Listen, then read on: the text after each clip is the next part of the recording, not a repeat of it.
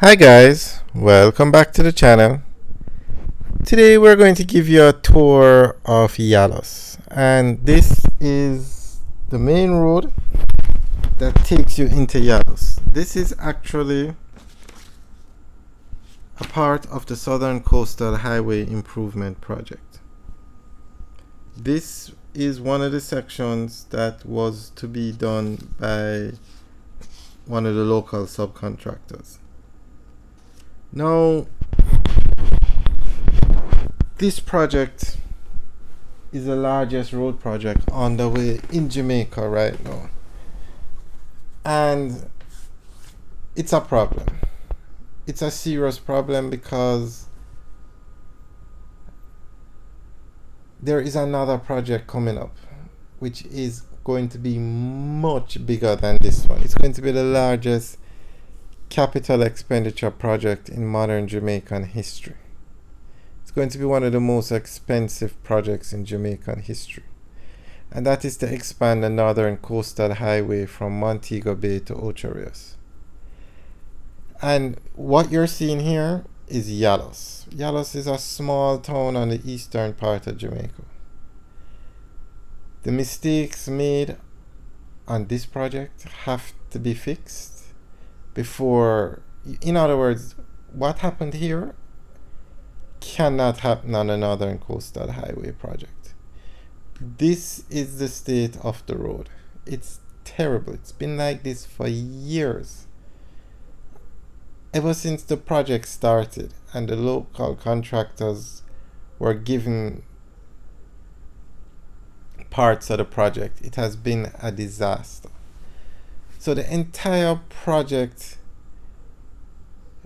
the contract was signed between the government of Jamaica and China Harbour Engineering Company. And there has to be an official investigation. A report has to be given as to what happened, why it broke down, and how you fix it to ensure this does not happen again. So the contract was signed between China Harbour Engineering Company and the government of Jamaica. And in that contract it said that certain sections of the road were to be given to local subcontractors. Now the name of these subcontractors, I don't know if it has ever been made public. I don't know. But the subcontractors were not able to do the work. They gave their reasons why. China Harbour Engineering Company gave their reasons why. Nothing was done to remedy the situation. This road is not even half as bad as some of the other sections that the people have to drive on in Yalos. Things were so bad that it got to the point where the people blocked the road. And that seemed to be the only time that the government really realized that there was a problem, when the people started to block the road and things started to get dangerous. Taxi persons and bus operators stopped using the road because it was so bad. And this model that the government came with did not work. And the road is like this, and it's going to be like this for a very long time, because China Harbour Engineering Company cannot even manage a section that they were given to do. So it has gotten to the point now where the road from Harbourview to Yalos is China Harbour Engineering Company, and they are struggling with their section. The road from Yalos to Morant Bay was given to subcontractors, and then it was announced this week that the road from Morant Bay to Portland, the contract has been modified and they're not using any more subcontractors, and they are actually in the process of taking the work away from, they have taken it away from one of the subcontractors already, because nothing is being done. Look at this road. This road, you hardly see any work being done, and the people have to use this road every day. Now, can you imagine the road from Montego Bay to Ocho Rios that goes through Trelawney looks like this? Can you imagine if the road is in this state for over a year on the north coast? I mean, that cannot happen. Mark, I don't think the government would allow that to happen either. They would have moved a little quicker, and they would have probably paid a bit more attention, because tourism is a major industry in Jamaica, and that is the major tourist corridor between Montego Bay and Ocho Rios. But the model has to be fixed. You cannot use this same thing about giving the work to subcontractors. And another problem was nobody was monitoring China Harbour Engineering Company. It's just this week that the National Works Agency was